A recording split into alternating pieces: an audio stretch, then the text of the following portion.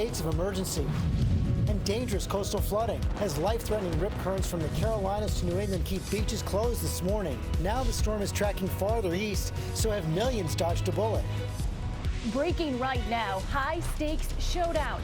President Obama meets one-on-one with Russia's President Vladimir Putin, trying to strike a deal on Syria to fight ISIS. The president speaking out from China just moments ago.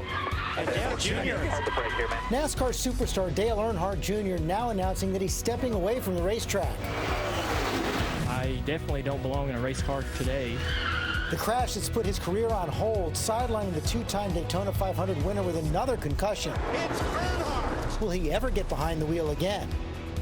And saved at sea, a fishing boat with dozens on board crashing into rocks, taking on water, passengers scrambling for life rafts, waiting desperately to be rescued. We were in the right place at the right time for those people. How Good Samaritans got there in the nick of time. Live in Times Square, this is Good Morning America. And Good Morning America, happy Labor Day. Great to have Paula Ferris here. Oh, it's great to be here. Thanks for the invite, George. We're hoping you're having a safe and enjoyable holiday weekend so far. But this morning, all eyes are on Hermine, a post-tropical cyclone tracking north. Warnings and watches are in place all along the coastline. So it is still ruining the holiday for millions, even as the storm spins out into the Atlantic. Beaches are closed to swimmers this morning after red flag warnings like this one in Bradley Beach, New Jersey. And look at Ocean City on Sunday. Those winds are so high right there, blowing sand all across the shore. Now let's take a look live at that beach right now. Should be pretty packed this Labor Day. Those waves are hitting pretty hard right there. And Ginger, even though the worst may have passed, you still have the danger of rip currents. Right, and that's where the impacts will be, in the ocean. For anybody planning to go to the beach or in the ocean, that's the storm. Inland, everyone seemed to have a decent time because this storm is so far east. At this point, post-tropical cyclone Hermine is about 300 miles south and east of the eastern tip of Long Island. It is moving north. Looks like it'll turn back to the north and west, so eastern Long Island, parts of coastal Rhode Island, Nantucket there, all in tropical storm warning, and then those coastal flood warnings and advisories stretch all the way down to Virginia because it is that piling up of surf and water that does this that you're about to see where Gio Benitez is this morning in Holgate, New Jersey. Hey, Ginger, good morning to you. This is just incredible. I want you to compare this with my height. Take a look right now here. This is a massive dune here. The waves were just as high, just tearing away at this dune and tearing away at your holiday weekend. Off the mid-Atlantic coast, post-tropical cyclone Hermine showing her power, causing coastal erosion on the Jersey shore.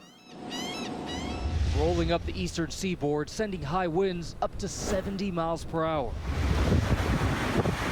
Out in the Atlantic, a rough ride for passengers on board Royal Caribbean's Anthem of the Seas, headed to Bermuda. Eating in the restaurant, dishes going all over the place. A warning for beachgoers, with Hermine creating some of the strongest rip currents of the summer. So we're not expecting huge crowds at the beach, but we're probably going to have a lot of guards down by the jetty with the rip currents. The threat leaving many beaches closed on the unofficial final days of summer. This morning, many residents cleaning up after Hermine rocked the coastal south over the weekend. We lost the deck.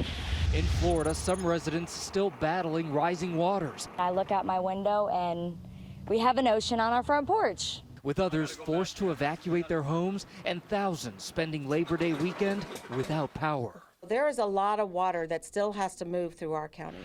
And so we're not out of the woods yet.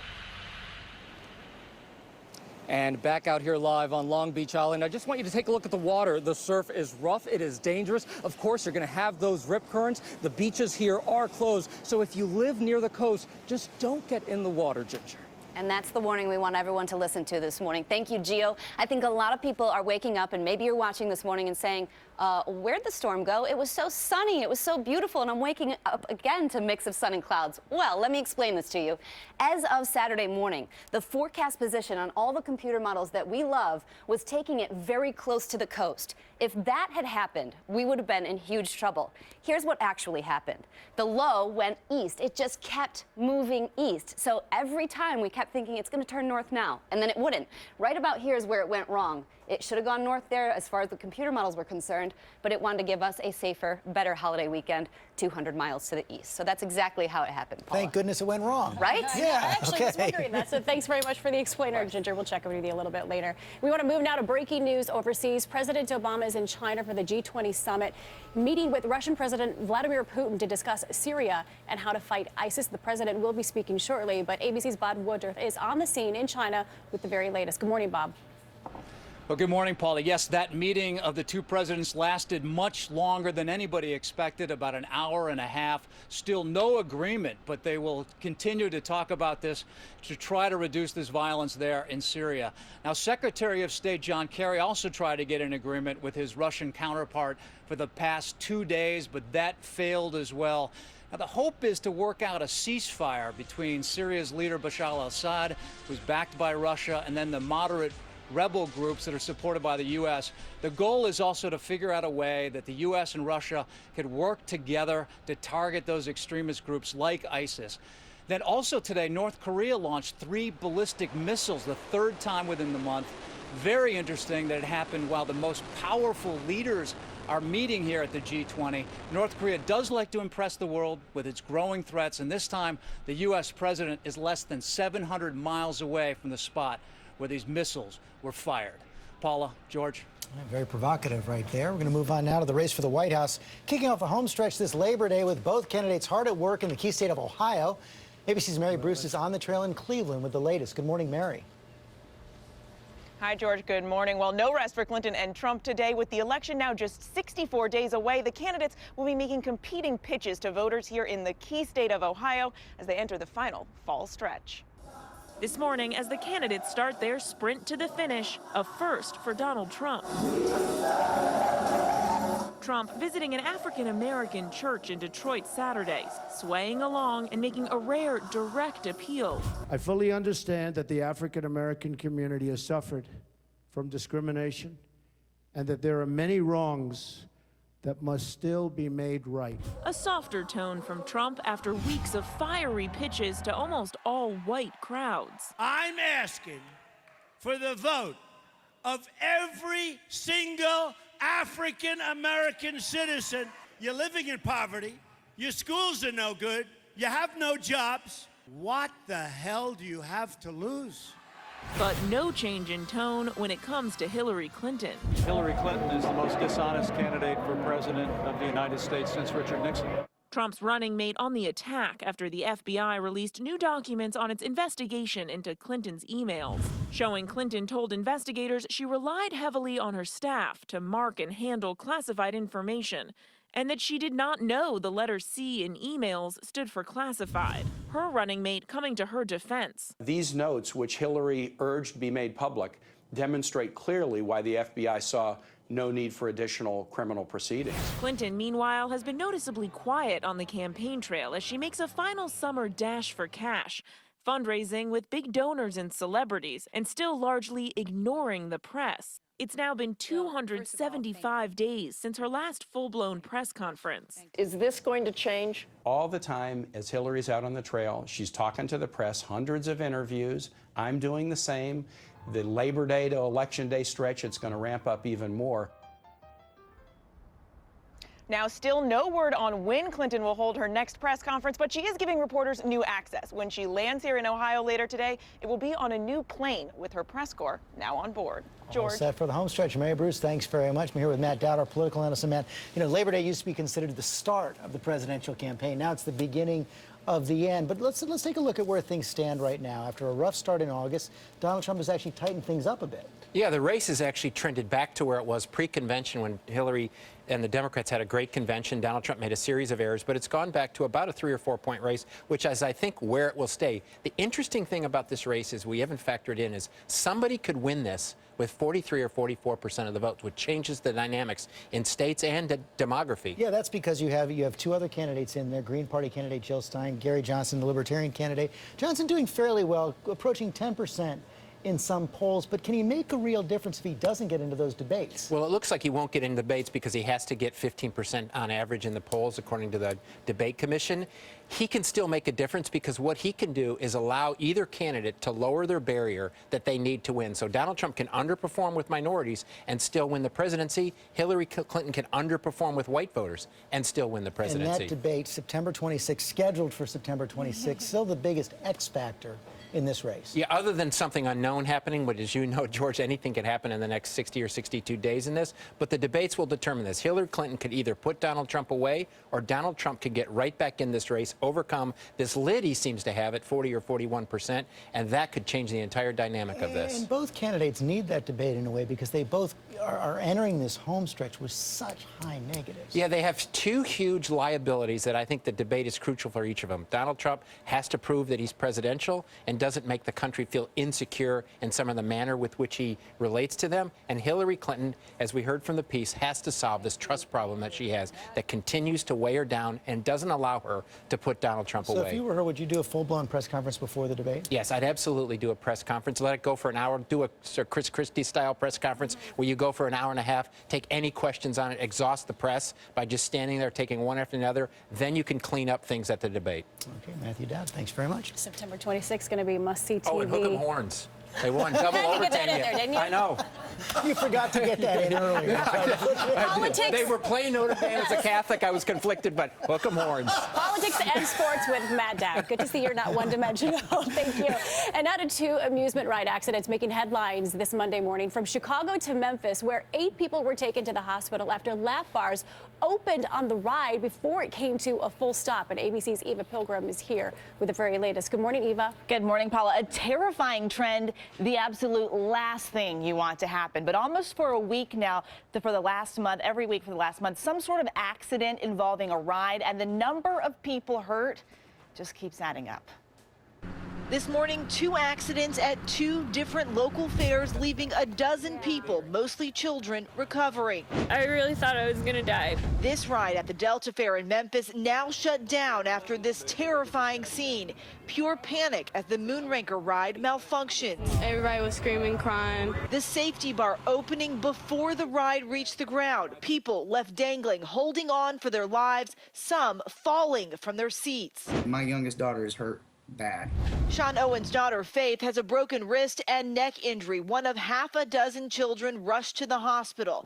This within hours of another fair accident in Chicago. EMS Plan 1 for the multiple injuries at the carnival. 6 children hitting their heads when a roller coaster came to an abrupt stop.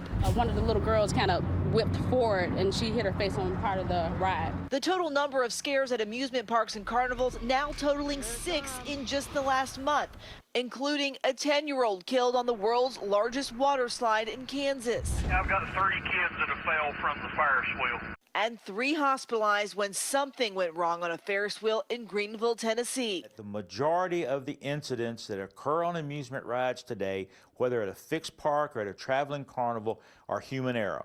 And that appears to be the case in this most recent accident in Memphis. The ride operator panicked and hit a button that released the safety bars before the ride was actually in the cradle. The association representing carnival operators telling ABC News injuries are rare and that of the more than 1 billion carnival rides Americans take each year, only 13,000 people suffer injuries requiring emergency room visits. We've seen a lot of these recently. It's enough to make people pause before they get on. Yeah, it just feels like they've happened in a condensed period of time, but thanks for those numbers and putting it in perspective, Eva. Thanks. Okay, thank you, guys. We're moving on now to that announcement. Rocking NASCAR, superstar Dale Earnhardt Jr. sitting out the rest of the season for health reasons. And he's 41 now, so his future in the sport may be in doubt. ABC's TJ Holmes here with the latest. Good morning, TJ. Yeah, George, this is not just the biggest name in racing. This is a legendary name, Earnhardt. And now he says he will not race again this year because of an issue we're used to hearing about associated with football, concussions. Now, we don't know what's going to happen to his future, when he's going to be back in that race car again, because his doctor says he's just trying to get him to be a human being again. I think it's the right decision, considering how I feel. Dale Earnhardt Jr., the most popular driver in NASCAR, says he's not fit to drive. I definitely don't belong in a race car today by any stretch of imagination. And won't return to racing this year because of complications from a concussion he suffered in this crash. And Dale Jr. coming across in front of traffic. Hard to break here, man. At the Michigan Speedway back in June. Earnhardt says he didn't feel any symptoms until weeks after the crash. He hasn't been seen behind the wheel since July 9th as he's continued a slow and difficult recovery. I struggled with my eyes for a while, and I'm starting to see improvements there. My balance is miles better than it was. This comes on the heels of his announcement that he's donating his brain to concussion research. In response to a Sports Illustrated story about NFL players doing the same, Earnhardt tweeted in March, "What use is it to you at that point? I'm going to donate mine." Earnhardt has suffered several concussions in his career, including 2 in 2012. The first during a test drive in Kansas where he blew a tire and slammed the wall. Then just 2 months later, spinning out of control in a chain reaction crash during a race at the Talladega Superspeedway. And guys, this is at least his 4th concussion he's had in his career. He's going to wait and try next year. He says he's aiming for next season, plans to be back in that car. But he says he even has trouble walking down the sidewalk. He says, sometimes I need more space on the sidewalk than most people. If you can't do that, you don't need to be in a car going 200 miles an hour, inches from another But those driver. symptoms so slow in developing. This is an interesting case for him. He said it was weeks after this last concussion before he felt anything. Who knows how long he was out there in that car and having the issues before he really realized it. So this is scary for him, 41 years old. Okay, TJ, thanks very much. Thank you, TJ. And sticking with sports, U.S. Open time, and it's a big day today. Both Serena and Venus Williams take the court. They're on track for a sibling showdown. We all want to see that, and ABC's Nick Watt is tracking all of the action for us this morning. Hi, Nick. Good morning. You know what? We may never see the likes of Serena Williams ever again. She's chalking up records. She's on the brink of sporting immortality. The only things possibly standing in her way, maybe some big nerves on the big occasion, and maybe her big sister Venus. Game face, check. Compression sleeves, check. Serena is ready to make history, pulverizing her Swedish opponent over the weekend for her 307th career Grand Slam scalp, a world record, the most wins ever by a woman, and tied with Roger Federer for the most wins ever by a human being. Obviously, I want to keep that number going higher and see what can happen. And if Serena lifts the trophy here this week, it will be a record-breaking 23rd Grand Slam trophy and a record 7th US Open crown. But she's on a collision course to meet Sister Venus in the semi-finals, the best sister act in sports. 36 years young Venus this weekend, crushing an opponent 10 years her junior. That energy when match point rolled up, and I'm like, I'm right at home. Dominating the court since the turn of the century, 2 more wins apiece, and that semi-final showdown is on. And we might not see many more. Oh, and Serena says those compression sleeves, pink in the day, black at night, make her think of a superhero. Me too. Super Serena. It's got a ring to it. Now, Serena tips her hat to the trailblazers who came before her, Billie Jean King, but she says that female athletes are still treated differently than men. She's trying to do her best to readjust that balance, but, you know, it's a tough one. But today, she's playing today. If she wins today, she will become the winningest Grand Slam player ever. She will eclipse the great Roger Federer. Enough said. That is a big milestone. Meantime, there was a big upset on the men's side. Nadal out, clearing the way for Andy Murray to win the whole thing. I was exhausted watching that match over 4 hours. 4 I was hours. running on fumes at that point. Yeah. I almost passed out watching it. Thanks, Nick. Let's go over to Ginger. Save Paula. I will. Tropical storm Newton now going to affect parts of Cabo San Lucas tomorrow. We'll get more on that later, but your local weather in 30 seconds. First, the select cities brought to you by Deepwater Horizon, rated PG-13. Mayday, Mayday, this is Deepwater Horizon. Come on, we gotta go! My husband, Mike Williams, is on the Deepwater Horizon. Everybody calm down. What's wrong? Not now, baby. My wife's name's Felicia. And my daughter's Sydney. And I will see them again. Do you understand me? Deepwater Horizon, rated PG-13. Experience it in IMAX September 30th. Well, this unofficial ending to summer is going to end with just a little bit of heat. Temperatures running a little higher than average today, 87. Lots of sunshine, but that's breezy sunshine for today. The change comes tomorrow when we hit 90. Look at the heat index for the remainder of the work week. 98 on Thursday, what it will feel like, and around 100 degrees on Friday. It is most of this work week here that will deal with temperatures in the 90s. We've got a chance of rain coming our way Friday and Saturday, at least the first half of the weekend. And coming up here on GMA, JonBenet Ramsey's father speaking out nearly 20 years after her death. Death would have been a welcome relief from the pain.